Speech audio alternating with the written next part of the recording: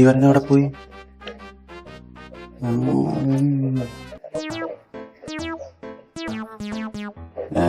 ബുക്ക ഇവരെവിടെ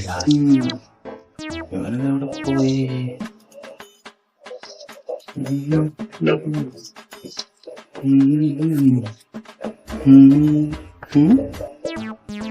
നിങ്ങളുടെ വിചാരം എന്താണ്? ഞാൻ ഈ ചാനലിനോട് ഇത് പറഞ്ഞതാ. കർമ്മ ഈസ് ബൂമറാങ്ക് ഇതും പറഞ്ഞതാ. എന്താ പരിപാടി? ആയി ഒന്നുമില്ല. ഈ ബുക്ക് ഇവിടെ ഇരിക്കുന്നുണ്ട്, നല്ല ബുക്ക്.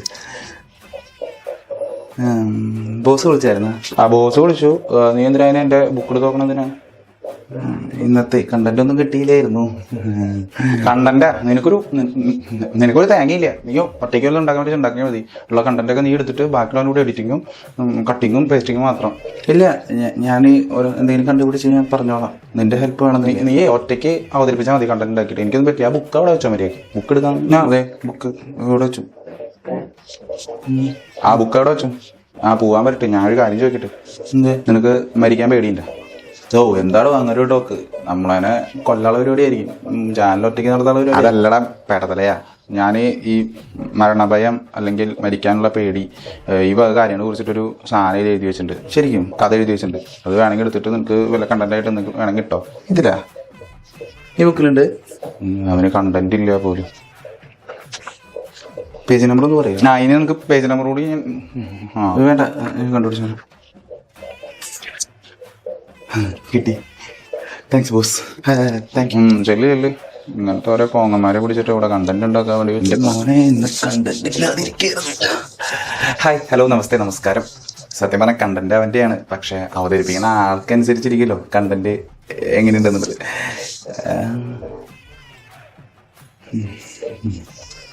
ഇന്ന് അവൻ തന്നേക്കണത് ഒരു പ്രത്യേക തരം ടോപ്പിക്കാ. എല്ലാ പ്രാവശ്യത്തെയും പോലെ കഥ തന്നെയാണ് തന്നിരിക്കുന്നത്. ഒരാൾ ഒരിക്കലും പ്രാർത്ഥിച്ചിട്ട് ദൈവം അയാളുടെ മുമ്പിൽ പ്രത്യക്ഷപ്പെട്ടു. എന്നിട്ട് ദൈവം ചോദിച്ചു, നിങ്ങൾക്ക് എന്ത് വരമാണ് ഞാൻ തരേണ്ടതെന്ന്. അയാൾ മറുപടി പറഞ്ഞു, എനിക്ക് മരണമില്ലാത്തൊരവസ്ഥ തരണം. ഒരിക്കലും മരിക്കാൻ പാടില്ല. എനിക്ക് മരിക്കാൻ ഇഷ്ടമില്ല. എനിക്ക് ഭയമാണ്. അതുകൊണ്ട് മരണമില്ലാത്ത ഒരവസ്ഥ എനിക്ക് ഒരുക്കി തരണമെന്ന് അയാൾ ദൈവത്തോട് പ്രാർത്ഥിച്ചു. ദൈവം പറഞ്ഞു, അങ്ങനെ ഒരിക്കലും സാധ്യമല്ല. മരിക്കാതിരിക്കാതെ എപ്പോഴും ജീവിക്കാനായിട്ട് സാധ്യമല്ല. അതുകൊണ്ട് മരണം എപ്പോഴെങ്കിലും വരും. മറ്റെന്തെങ്കിലും വരം നിങ്ങൾക്ക് ചോദിക്കാമെന്ന് പറഞ്ഞു. അപ്പോൾ അയാൾ ആലോചിച്ചിട്ട് പറഞ്ഞു, എങ്കിൽ എൻ്റെ മരണത്തിന് മുമ്പ് എനിക്ക് 4 കത്തുകൾ അങ്ങ് അയക്കണം. നിങ്ങളെ മരണം എത്താറായി എന്ന് ഓർമ്മിപ്പിക്കാൻ വേണ്ടിയിട്ട് 4 കത്തുകൾ എനിക്ക് അയക്കണമെന്ന് അയാൾ ദൈവത്തോട് പറഞ്ഞു. ദൈവം പറഞ്ഞു, ശരിയെങ്കിൽ അങ്ങനെ ആവട്ടെ. നിങ്ങൾക്ക് മരണത്തിന് മുമ്പ് 4 കത്തുകൾ ഞാൻ അയച്ചേക്കാം. അത് മനസ്സിലാക്കി വായിച്ചാൽ നിങ്ങൾക്ക് മനസ്സിലാവുമല്ലോ നിങ്ങൾക്ക് മരണം നിങ്ങളുടെ അടുത്ത് എത്താറായിരുന്നു. അങ്ങനെ സന്തോഷത്തോടെ ഒരുപാട് നാളുകൾ അയാൾ ജീവിച്ചു. അവസാനം ഒരു ദിവസം ദൈവം അയാളുടെ മുമ്പിലെത്തിയിട്ട് പറഞ്ഞു, നിങ്ങൾക്ക് മരിക്കാനുള്ള സമയമായി. ഇനി നിങ്ങൾക്ക് സന്തോഷപൂർവ്വം മരിക്കാം. അയാൾ ദേഷ്യപ്പെട്ട് ദൈവത്തോട് ചോദിച്ചു, എന്താണ് നിങ്ങൾ ഈ പറയണത്? എന്നെ വഞ്ചിക്കരുത്, എന്നെ നിങ്ങൾ പറ്റിക്കരുത്. എനിക്ക് 4 കത്തുകൾ അയക്കാമെന്ന് നിങ്ങൾ പറഞ്ഞതാണ്. 4 കത്ത് പോയിട്ട് എനിക്ക് ഒരു കത്ത് പോലും നിങ്ങളുടെ ഭാഗത്തുനിന്ന് വന്നില്ല. പിന്നെ എങ്ങനെയാണ് ഞാൻ മരിക്കേണ്ടത്? ദൈവം അതിന് മറുപടിയായിട്ട് ഇങ്ങനെ പറഞ്ഞു, ശരിയാണ്, ഞാൻ 4 കത്തുകൾ നിങ്ങൾക്ക് അയച്ചു. പക്ഷെ അത് കത്തുകളായിട്ടല്ല നിങ്ങൾക്ക് അയച്ചത്. ഞാൻ ആദ്യം നിങ്ങളുടെ മുടി നരപ്പിച്ചു. നിങ്ങളാണെങ്കിലോ അത് കറുപ്പിച്ച് മറ്റുള്ളവരുടെ മുമ്പിൽ പ്രായമാവാത്ത ഒരാളെ പോലെ നടന്നു. രണ്ടാമത് ഞാൻ നിങ്ങളുടെ പല്ലുകൾ കൊഴിപ്പിച്ചു. അപ്പോൾ നിങ്ങൾ എന്ത് ചെയ്തു? നിങ്ങൾ വെപ്പുകല്ല് വെച്ച് നടന്നു. മൂന്നാമതായി ഞാൻ നിങ്ങളുടെ കാഴ്ച മങ്ങിപ്പിച്ചു.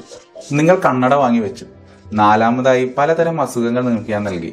നിങ്ങൾ വേദന സംഹാരിയുടെ ബലത്തിൽ ഇത്രയും കാലം ജീവിച്ചു. നിങ്ങളെ ഓർമ്മിപ്പിക്കുന്നതിനായി കത്തുകളുടെ രൂപത്തിലല്ലെങ്കിലും ഞാൻ നിങ്ങൾക്ക് സന്ദേശം അയച്ചു. ഇനി സമയമില്ല, എന്റെ കൂടെ പോന്നേക്കൂ എന്ന് ദൈവം പറഞ്ഞു. ശരിയാണ്. നിങ്ങളൊന്ന് ചിന്തിച്ചു നോക്കിയേ. ജീവിത യാഥാർത്ഥ്യങ്ങളെ അംഗീകരിക്കാൻ മടിയുള്ളവരാണ് നമ്മളിൽ പലരും. നിത്യസത്യങ്ങളെ, അതായത് നമുക്ക് പ്രായമാകുന്നു, നമുക്ക് രൂപമാറ്റം സംഭവിക്കുന്നു എന്നീ സത്യങ്ങളെ സ്വാധീനിച്ച് അവയെ പിടിച്ചു നിർത്താനുള്ള ശേഷി ആർക്കും തന്നെ ഇല്ല. താനെന്നും ഒരുപോലെയാണെന്നും തനിക്കൊരുവിധ രൂപമാറ്റവും സംഭവിച്ചിട്ടില്ലെന്നും തനിക്ക് പ്രായമായിട്ടില്ലെന്നും മറ്റുള്ളവരെ കാണിക്കാൻ വേണ്ടിയിട്ടല്ലേ നമ്മുടെ ഈ മുഖത്ത് പൊട്ടിയിടുന്നതും അല്ലെങ്കിൽ മുടി കറുപ്പിക്കുന്നതും ഒക്കെ. മാറ്റങ്ങൾ അംഗീകരിക്കാൻ കഴിയാത്തതിൽ നിന്നുള്ള അപകർഷതാ ബോധത്തിൽ നിന്ന് ഉടലെടുക്കുന്ന വെറും ഒരു ചമയങ്ങൾ മാത്രമാണ് നമ്മൾ ഈ മുഖത്ത് കാട്ടിക്കൂട്ടുന്നതല്ല. അപ്പോൾ നമ്മൾ മനസ്സിലാക്കേണ്ട ഒരു സത്യമുണ്ട്. ഈ ചമയങ്ങൾക്ക് ഒരിക്കലും നമ്മളെ പുറകോട്ട് നടത്താൻ സാധിക്കില്ല.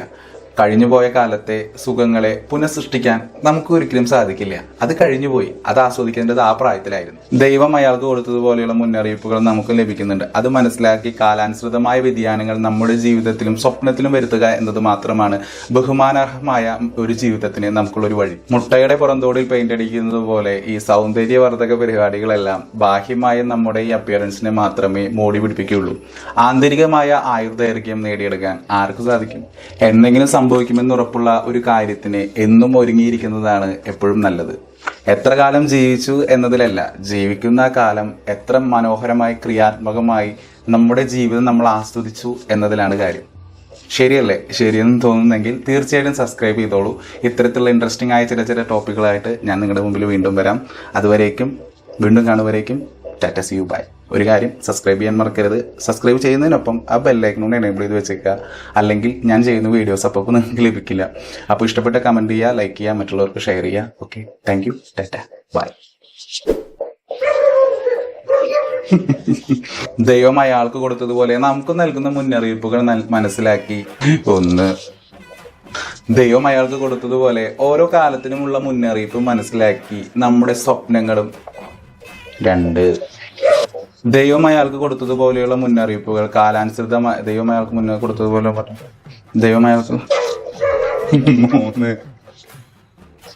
ദൈവം അയാൾക്ക് കൊടുത്തതുപോലെ ഓരോ കാലത്തിനുമുള്ള മുന്നറിയിപ്പ്. 4, എടാ ഞാൻ ചെയ്തു എനിക്ക് പോടെ വേറെ പോലെ പണിക്ക് പോയതൊക്കെ അവന് ഓരോന്ന് അവതരിപ്പിക്കാൻ വന്നിരിക്കണം. എക്സ്ക്യൂസ് മീ മിസ്റ്റർ വിജയൻ, നാളത്തേക്കുള്ള ടോപ്പിക്.